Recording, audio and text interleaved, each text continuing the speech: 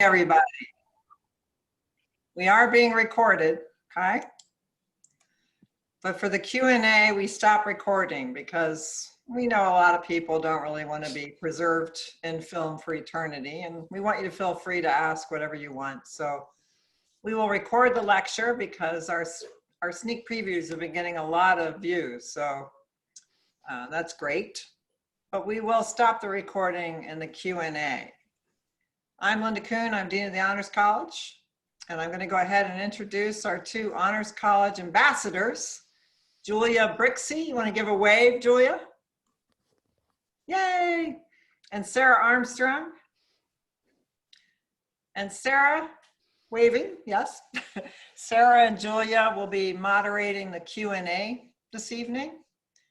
And so we're going to go ahead at the end of the lecture, have those of you that want to pose questions to our distinguished trio, we'll have you raise your hand in Zoom, and I imagine everybody by now knows how to do that. So if you don't, you can certainly ask in the chat, and our colleagues will let you know how to do it. This is our third sneak preview of the Honors College Spring 2021 Honors College Signature Seminar Series. We began with conservatism with distinguished Professor Jay Green. We circled around to food matters with a trio again of the Dean of Law School, Margaret McCabe, our own Associate Dean, Jenny Pupp, and Kurt Rome, who's the Associate Dean of the Graduate School in International Education. And tonight, I am thrilled to shift gears again, although actually building on the subject of food matters, I would say. We have three very distinguished faculty members who this spring will be offering a signature seminar called Global Social Change. And students out there, you do need to apply through the Honors College website. In fact, I'm sure one of our intrepid Honors College ambassadors could put the application link in the chat. That would be awesome. You have to apply to get a seat, and that's not to keep you out, but we do like to get a mix of colleges and majors, especially for a subject like global social change. So let me introduce our three distinguished faculty members who are going to be teaching this Honors College Signature Seminar, and I have good taste because I know all three of them have a great following that extends beyond their own home college. And they come to us with very diverse interests. First, from the Walton College of Business, from the world of social entrepreneurship, social innovation, and all things important globally, my colleague and friend, Rogelio Garcia Contreras. Yes, give everyone a wave, a virtual wave. We're thrilled to have you. As a Dean's Fellow in the Honors College, because all faculty who teach our Honors College Signature Seminars are actually nominated by their deans, in this case, Dean Matt Waller, the Walton College of Business. So welcome, Rogelio. And Rogelio is joined, I'm just going by in the order I see you all on my camera, by a professor of international studies, a historian by training, and that's Dr. Jared Phillips. If you want to give away, Dr. Phillips. Hello. Who works on global nomadism, who works on global humanitarianism, who works on the special social problems and changes among rural farming populations. So please welcome another of our amazing trinity here, Dr. Jared Phillips. And then another historian. There are a lot of historians running around here tonight, I'm afraid. And also the director of the International Studies program. And that's Dr. Lawrence Hare. If you want to give a wave, Lawrence. Hey, everybody. And Dr. Hare works on modern Germany. He works on modern Denmark. He's written some brilliant, fabulous works in that regard. And he has quite a sizable following in the pedagogical world, as do Drs. Phillips and Drs. Garcia Contreras. So tonight, global social change. Students, this isn't just going to be about virtually communicating or in person in Arkansas. This class is going to connect you with international partners, and there will be a strong focus on food scarcity worldwide.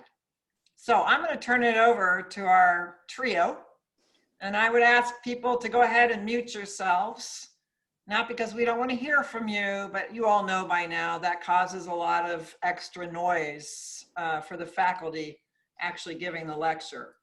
And when we get to the Q&A, again, we'll have people come back on camera, come back on audio, and use the raise hands feature, and our Honors College ambassadors will call on you. All right, Free, take it away. Thanks a lot, Dean Kuhn. We really appreciate it. This is a really cool opportunity to teach with two phenomenal colleagues and to teach students who are across disciplines who are interested in so many different things.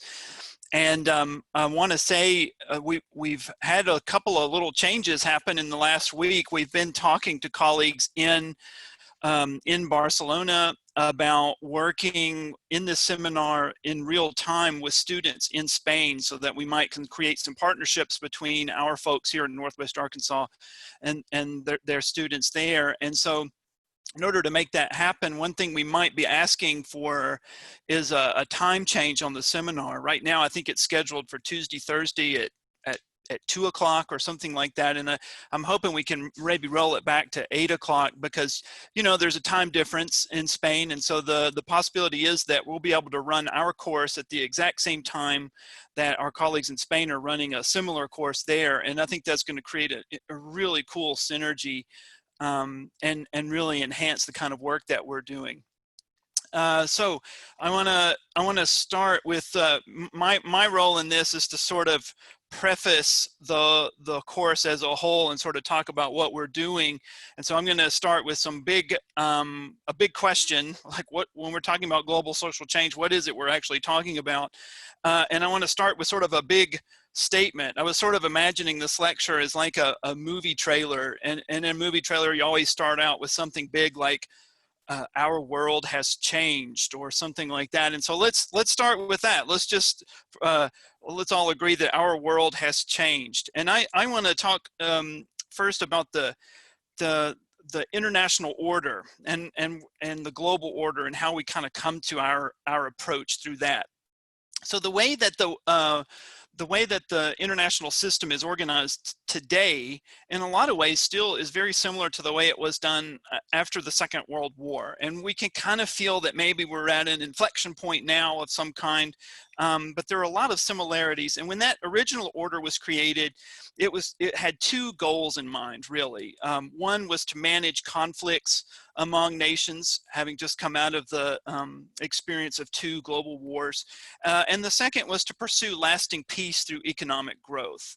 And during the second half of the 20th century, these goals became influenced on the one hand by notions of development, which involve integrating nations, especially poorer nations, into a global capitalist economy, and on the other hand by neoliberalism, an ideology that expands international markets through state deregulation, trade liberalization, etc.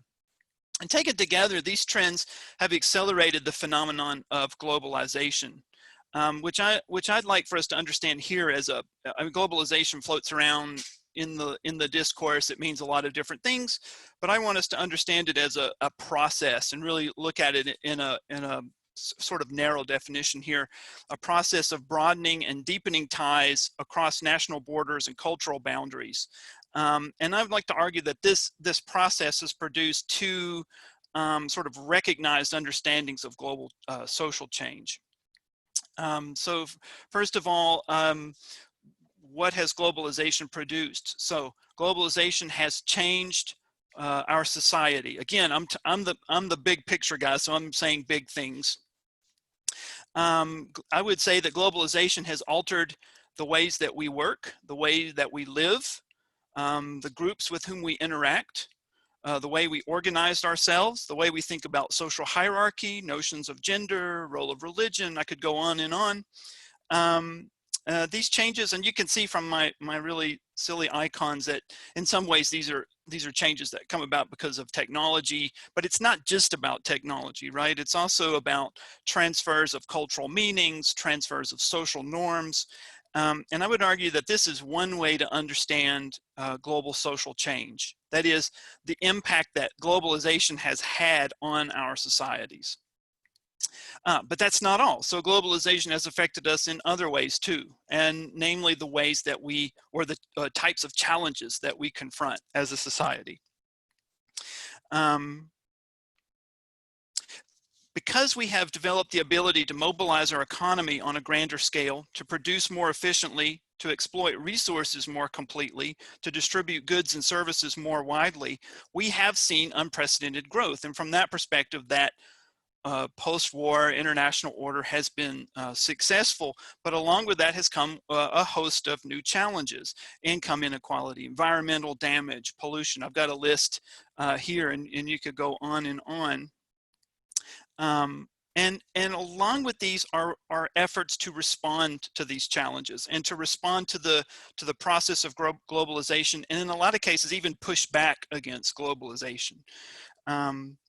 And we're talking here about protest movements, populist campaigns, phenomena in which people seek change by directing concerns about the fragility of globalized society into the political arena. And in this way, this is what another way to think about what global social change is: grassroots efforts to respond to globalization. And so that's the two that, you know, we see a lot in the academic literature. But I would argue, and this is sort of the premise for the course that we're approaching, that there's sort of a third way of thinking about global social change. And that comes from the idea that our communities have changed. And there's Old Main. I haven't been to Old Main in a long time, but there it is. I'm coming to you from home. So there, that's the emblem of our community. Increased mobility, enhanced flows of goods and services and labor, improved communications technologies, et cetera, have made these types of local communities more global. Even here in Arkansas, we have a tremendous global footprint, and cities and towns in this state are shaped by transnational forces. From a cultural standpoint, there's actually a lot of writing on this. And so, you know, most famously, Roland Robertson talked about this phenomenon of globalism, this idea that from a cultural standpoint, globalization shapes and is in turn shaped by local circumstances. But I don't think we talk enough about the social dimension in which local problems and issues are connected to or even derived from challenges produced by globalizing processes. And so that's what brings us here to this signature seminar. So we're going to begin our examination of these issues right here in Northwest Arkansas. And from that long list of challenges that we have selected food security, which is a salient issue in our community, and we seek to explore its broader links to contemporary global systems. And in so doing, we're going to think about the implications that this holds for local solutions through a transnational intercultural comparison with networks that approach food security in Barcelona. And we're also thinking about maybe incorporating Rome into this process through the U of A Rome Center. We're still working on that. And so in approaching this particular issue in this particular way, we come to another question, which is, can we change the world as much as this world has changed us? And so we're going to hopefully redefine global social change in a third way by expanding our understanding of what that change is, where it happens, and who can participate in it. In order to accomplish this, we need to rethink some of our basic assumptions. For instance, we need to draw a distinction between globalization as a structural process and global integration as a range of acts, right? With a focus on agency, on individuals who work within and beyond the most commonly recognized globalization processes to produce a wide range of globalities. And once we understand in this new way the connections between local and global challenges, we can begin to see in fresh light the ways that local actions have global impact. Indeed, this is what leads us to one of the most interesting components of our course, which intersects with our larger project, the Arkansas Global Changemakers Project. So Arkansas, you'll see this diagram again, but just to help visualize kind of what we're thinking, Arkansas Global Changemakers involves connecting the social agencies here in Northwest Arkansas tackling global issues at home with communities around the world approaching similar challenges. We're looking to compare the ways that different cultural, geographical, historical, political circumstances inform the ways in which communities conceive of these problems and seek solutions.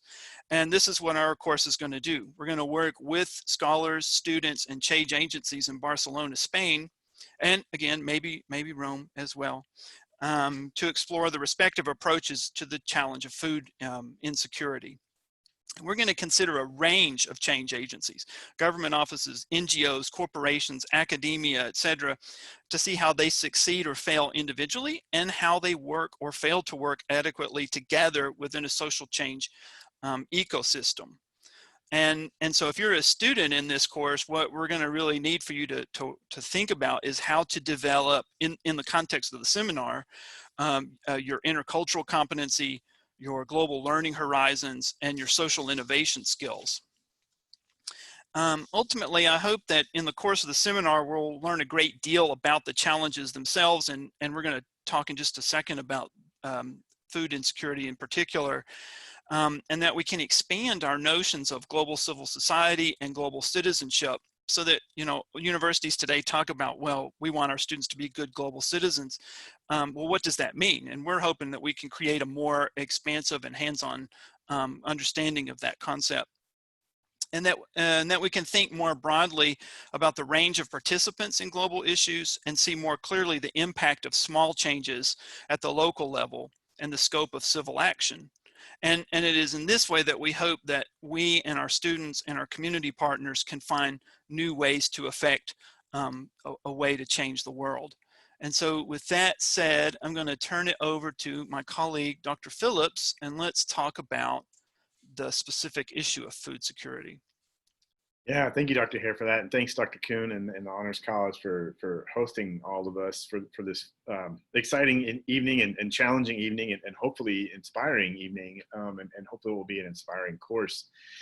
What I want to do right now is just I want to talk to you about what food security is, how it functions, and I want to briefly, I'll kind of pop in and out over the weekend. The Feeding America and some of the UN agencies have begun releasing some of their preliminary data on the impact of COVID right now on American food insecurity and then also global food insecurity. And this is one of the things that we're gonna be addressing in our classes. What happens when we have a thing like a global pandemic impact us suddenly? Because it impacts at every level, right? Not just at the one level that we're wanting to talk about right now. And so we'll want to keep bringing some of these new numbers back in as we go through. But at the beginning here, before I even give you a definition of food security, what we all need to understand, I think, is that food security, when the United Nations set up the Declaration of Human Rights in 1948, the right to food was enumerated in several different articles. There are at least 6 of the different articles discuss food directly or indirectly. Article 25 is our most direct discussion of having access to food. This is the article. If any of you students that are listening have suffered through my classes before, this is Article 25. This is the standard of living article, right? Where everybody's guaranteed a basic standard of living, and it lists out all these different things, and food is directly mentioned. Access to food is mentioned. And over the decades since this has happened, policymakers and academics and scholars and everybody else has begun working to try and understand, what does that actually mean? And so we came up, I say we, I wasn't there, but activists and scholars came up with this definition of food security. And Lawrence, if you wouldn't mind going ahead and hitting the button. And this is the most recent version of this from the Committee on Food Security from the UN. This is a good kind of standard definition for us to work with. Here, all people at all times have physical, social, and economic access to sufficient, safe, and nutritious food that meets their food preferences and dietary needs for an active and healthy life. And that's a big old hunk of stuff to deal with. And I usually take a semester to unpack that definition with students, and we're going to try to do it in just a few minutes tonight. But what I really want you to think about here are three things. This big definition tells us about three things. It tells us about availability of food. It tells us we have to be paying attention to what that availability looks like. What kinds of availability are we talking about here? Can you get hold of that food? Is it socially acceptable for you to get the food that you need? Do you have economic availability? Does the macro system, does the nation state or regional system you live within, is it able to support food procurement, either through production or importation of sufficient food for you to maintain a food secure lifestyle? So it talks about this idea of availability. Then there's this furthering availability into the realm of access, because it's not enough that food is widely available in your space. Are you able to get there? Do you live in a food desert? Do you have sufficient funds? Is the food that's available actually healthy and nutritious? And that gets us into that third part, the usage or the utilization of food. And so is the food that you're able to get a hold of, it may be delicious. Like if I were to let my boys eat nothing but Ben and Jerry's ice cream all the time, they would be delicious and they would be full, but they would not be healthy. And ultimately they wouldn't be able to have a healthy and an active life. And that's the thing to remember, that food security isn't about hunger necessarily. Hunger is a component, but we're really trying to think about a holistic conversation about how we can have this sort of basic foundational set of standards for our societies, both at the local level and at the global level. Lawrence, if you wouldn't mind clicking ahead. And so what I wanted, kind of just to give us all a bit of a global snapshot. Now, these numbers that I'm going to give you right now, you can go ahead and click to the next little bullet. Yeah, thank you, Lawrence. These are my pre-COVID numbers. So I rechecked these numbers last week. As of last week, we had something like 820 million people, maybe 822 million people, depending on what outlet you look at, that are what we call severely food insecure. And this means that they go hungry more days than not. They don't have any food or very, very little food at any given moment. These are the people when we talk about starvation, this is what we're talking about right here. All right, 820 some odd million people are severely food insecure. And then another about 1.2 billion people are moderately food insecure. And this is normally what we talk about. When we think about food insecurity in a place like the United States, this is normally where the bulk of our population is in this moderately food insecure situation where they may have to skip meals because of economic realities or access, or maybe even for a few days out of the week, but sometimes they're able to cobble together some kind of meal structure, some kind of food. It may not be healthy food, but they're getting something in their belly at least a majority of the week, right? So altogether, then that means that something like 2 billion people around the planet pre-COVID lived in some state of food insecurity. Now, and we should think about that for a minute. 2 billion people. The planet's population is sitting at 7.5, 8 billion people right now, and we're projected to get to 9 to 10 billion people within our generation. And so this is a huge chunk of the globe's population that is in some type of food insecurity. And COVID has only made this worse. All right. This is something that I think is just startling in some ways to think through. Most statisticians and most of the people that are tracking this are making the case right now that at least in places like the United States, food insecurity, be it severe or moderate, has likely doubled since the onset of COVID and its impact on the global economic system. Something like 1 in 4 households in the United States since the onset of COVID are now at least moderately food insecure.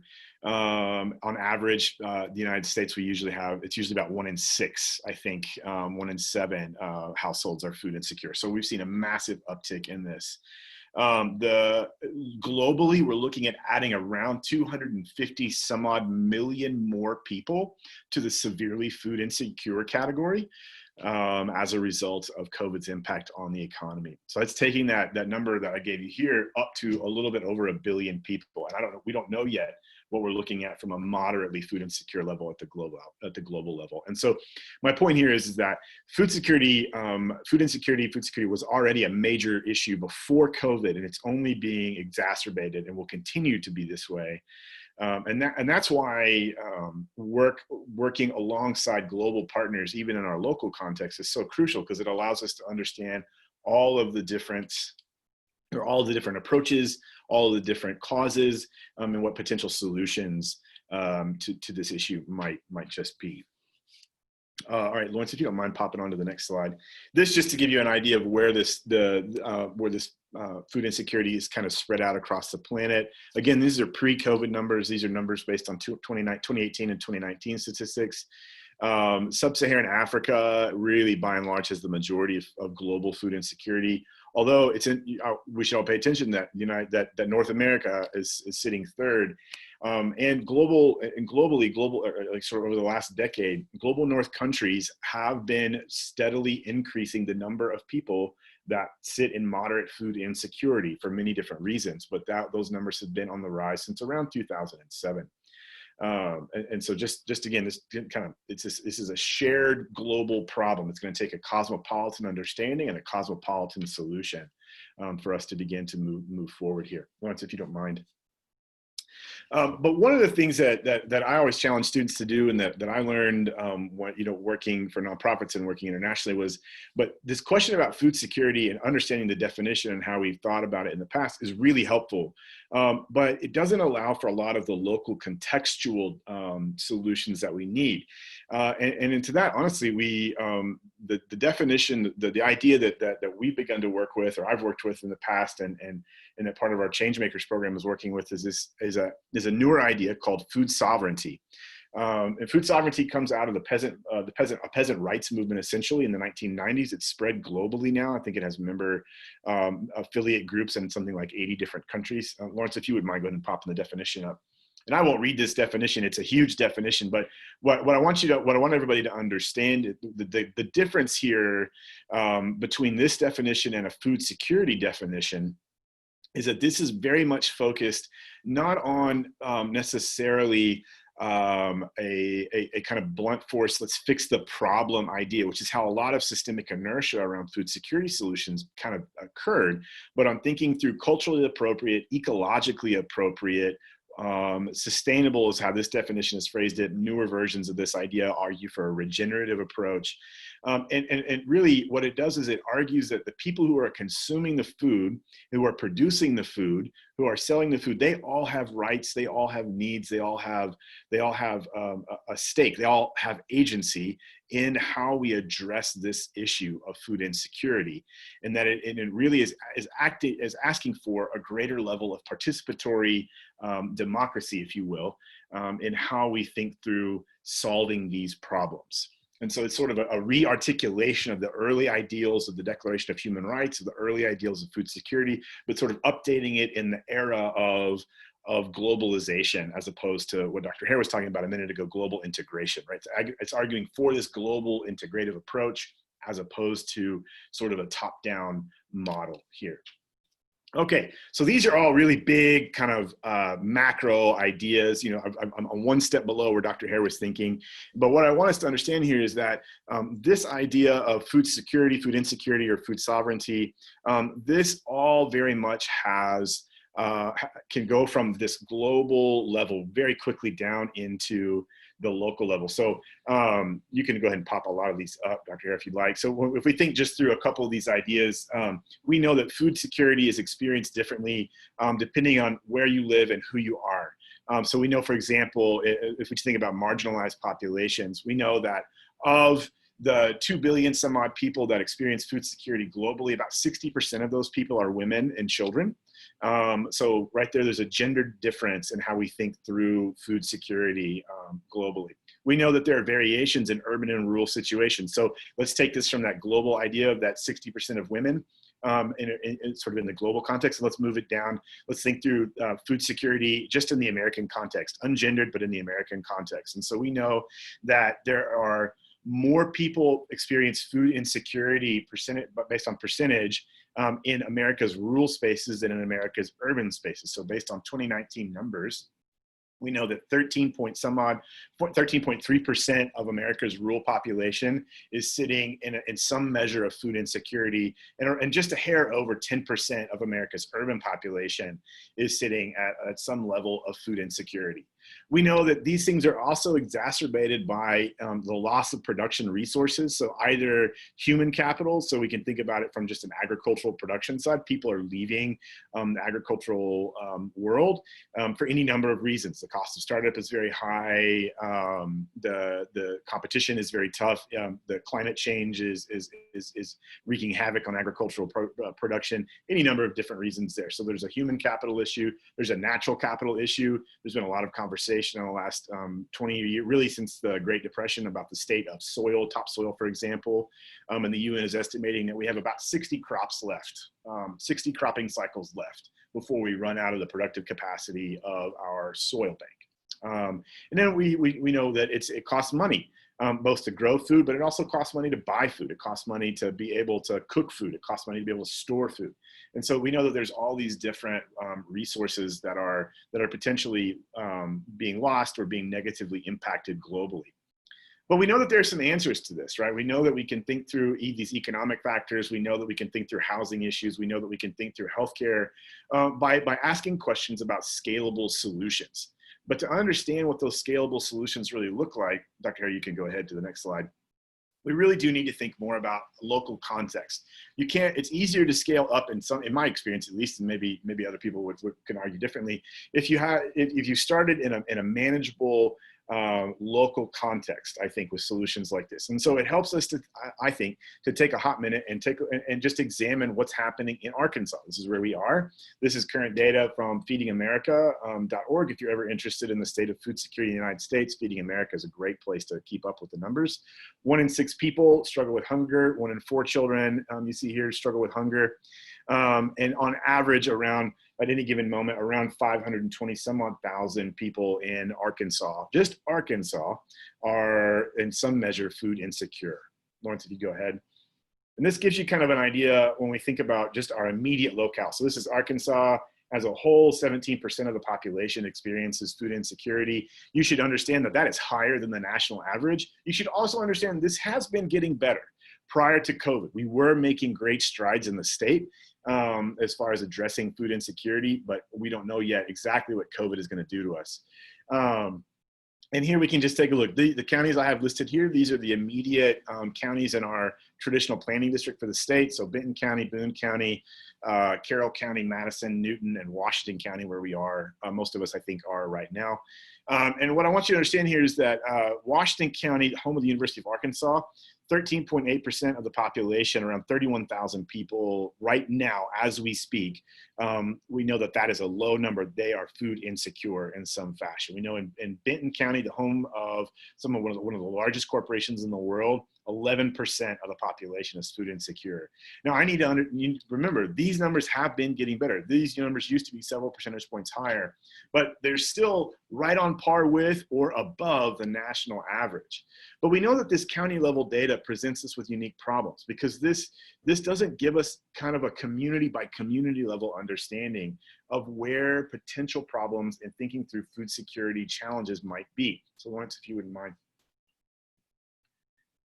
After that fancy fade in there, I think you all expected a better slide than what we have here. This is a great slide, though. I love it, because what it does is it highlights that these are really powerful statistics when we look at this county level data, but it misses whole populations. It misses rural populations. It misses pockets of people within our semi-urban and urban communities. And so if we look through SNAP recipient levels, we look at people who are communities that are qualifying for free and reduced lunches in the public school system, or we look at places like out here where I live in Western Washington County. We look at communities like Cane Hill or even out, sort of on the border with Oklahoma. These are communities where it's hard sometimes to get out there to make sure people understand what resources are. It's hard to have outreach in these communities for any number of reasons. But the point here is that we understand, we're beginning to understand now where the needs are in our community, and solutions like what Dr. Contreras is going to talk about next, and systems like he's going to talk about next, really help us to start understanding ways in which we can work together with similar communities across the planet who have a similar experience, and we can come up with global themed ideas, global systems to deal with our very local problems and still maintain our local cultural continuities. I think now it's Dr. Contreras' turn. Thank you, Dr. Phillips. Thank you, Dr. Hare, and thank you, Dr. Kuhn, for the invitation and the opportunity. Thank you all as well for attending. And yes, indeed, we at the Walton College, we love innovation. We love technology and entrepreneurship. We love creativity. But ultimately, those realities are shadowed and sometimes even rest on the shoulders of multiple problems caused by the rampant sexism, classism, and racism that still prevails in many of our communities. The degradation of entire ecosystems, the socioeconomic marginalization, of which food insecurity is just an example. So for me, it becomes really imperative that students with your diverse skills and diverse backgrounds are exposed to these kind of challenges and are able to integrate your knowledge, creativity, awareness, and your skills with the multiple needs that exist in our communities. And I think this is a feeling that my colleagues share as well. And this is at the core of this course, right?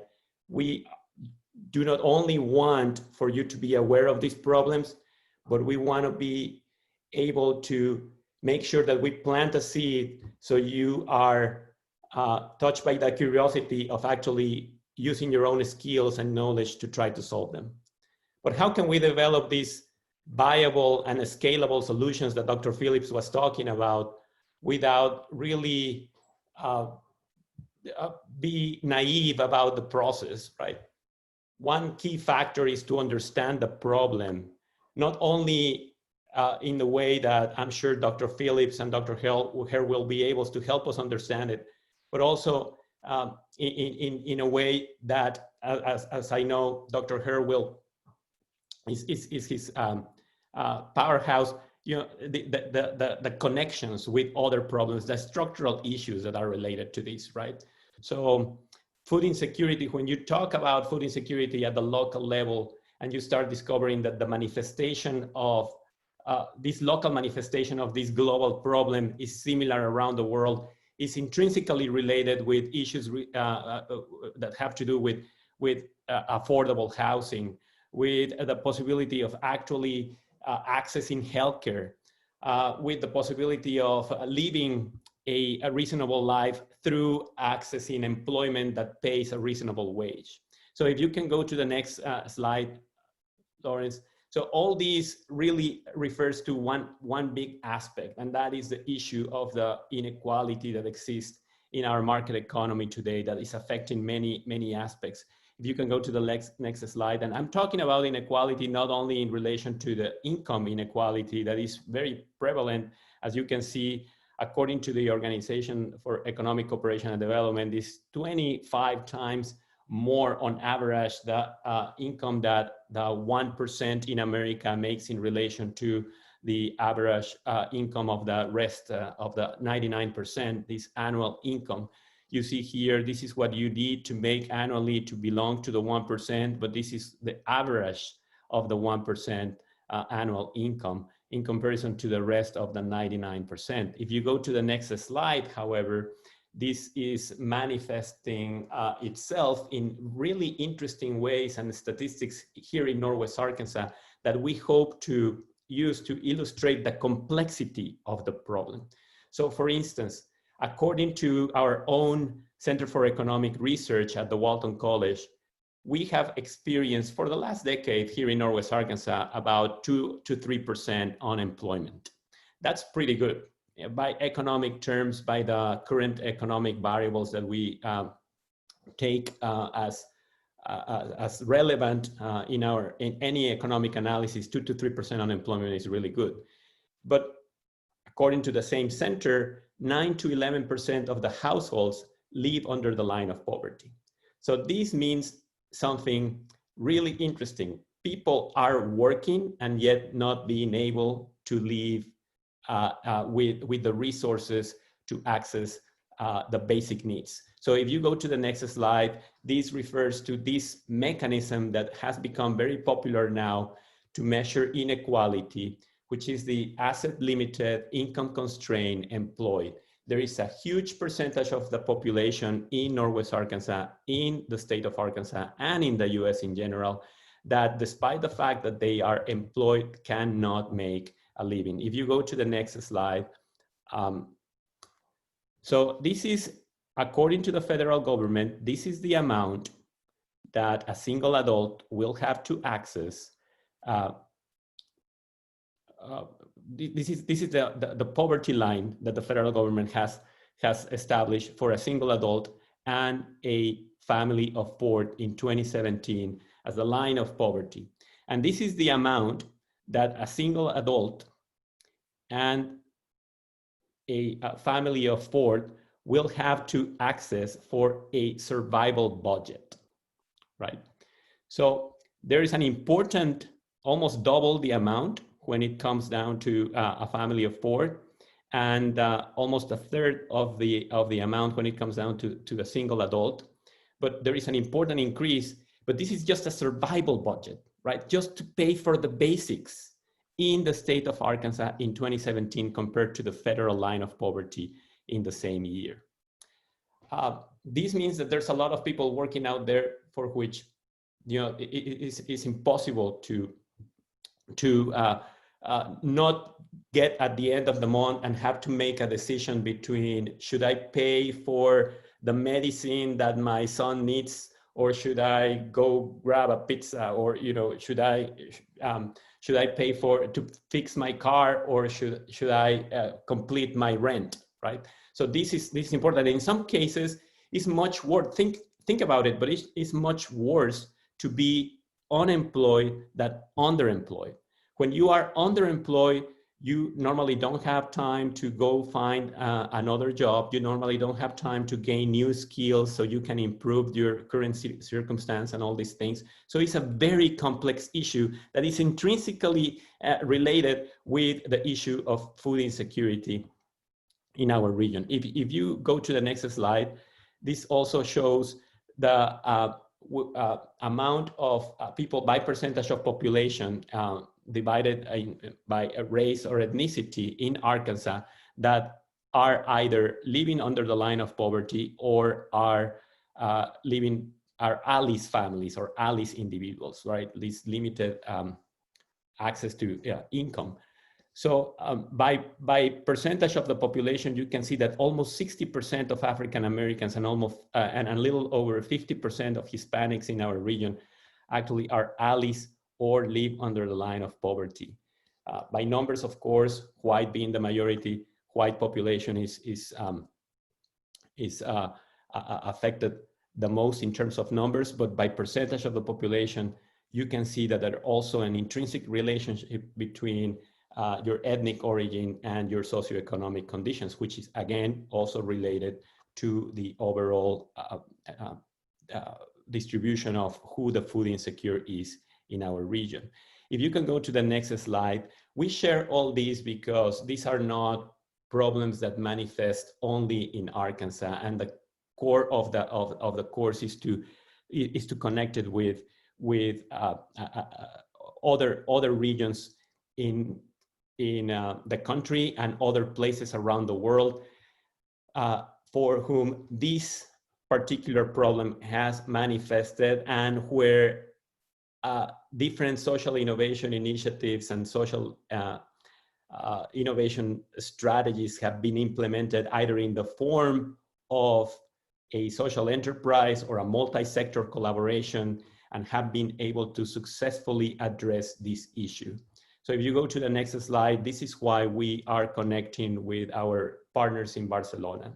And why Barcelona, aside from the fact that it's a wonderful city very interesting, full of art and innovation.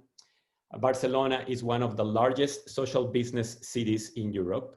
Barcelona is a multi-cultural and cosmopolitan city, and has plenty of examples of social innovation and social enterprise initiatives specifically dedicated to food insecurity that are going to help us understand.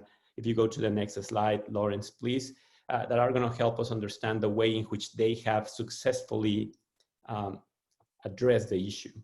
So Barcelona has about 1.7 million people, of which 0.5% on a daily basis is declared food insecure, right? In the way Dr. Phillips has defined food insecurity. So these are much better numbers than what we have in Northwest Arkansas. And this is a result of a series of collaborations that they have been able to establish. If you go to the next slide, Lawrence, and what we want to do in this exchange is precisely to understand the whole supply chain of how they have been able to tackle the issue with different initiatives that, again, could be just a result of initiatives led by activists in the field, grassroots initiatives, corporate social responsibility initiatives, corporate social innovation initiatives, or multi-sector collaborations, or the effort of social enterprises or social innovations. If you go to the next slide, one big aspect that I want to point out is in this exchange is that we probably can be inspired. The whole concept is how can we learn from each other, and how can we get best practices and lessons learned from a city that has similar infrastructure, similar resources to what we have here in Northwest Arkansas, and how can we take the resources and initiatives that we have in our region and see how we can collaborate, we can communicate with each other, we can learn from each other, we can implement what works and what doesn't work. One aspect that I wanted to highlight from this is like on the left, you see a chart with the funding sources of the 38 organizations that were surveyed in a report that was produced by, I believe, the Walmart Foundation on the state of food insecurity in our region. And if you can see, the main sources of funding are individuals and foundations, right? Then there's a big role played by other, which can correspond to different corporations or different initiatives from different associations in our community. But when you take a look at the sources of funding, and then you take a look at the sources of funding of projects in Barcelona, you can see that the one big difference there is the role of the public administration, the role of government in this, and the role of other institutions, including universities, in the collective effort to address this problem. So right there, through this graph, I think is a very good example of how we can actually illustrate the ways in which we are going to be interacting, by virtue of interacting with our community partners in Barcelona. We are going to be looking at initiatives that have a very different approach and different stakeholders that are involved in the process in a more collective effort than the usual efforts that we have here, which maybe Dr. Phillips, who is far more familiar with the local efforts, would agree of the fact that despite the fact that there's a lot of resources and a lot of money invested, we still operate in silos in our community as opposed to generating more collective impact strategies. So if you go to the next slide, that's the point here of the global change makers, learning from each other, exchanging information, exchanging best practices, and foster a collaborative economy. I think the future of the planet, if we really want to make a change in our ecosystem, we cannot just do it by continue using the resources that we have and the infrastructure that we have with the same methodologies and the same ideas. We need to expand our horizon and redesign the entire field upon which businesses play to reflect the new operating principles that the world desperately needs for our economic and business activities to be truly sustainable. So with that, I will finish and open to some questions that any of you may have. Thank you very much to our trinity of amazing faculty. Such an important subject. I know that honor students have expressed already great interest in this seminar. So I'm going to turn it over to our Honors College ambassadors. And if our audience wants to go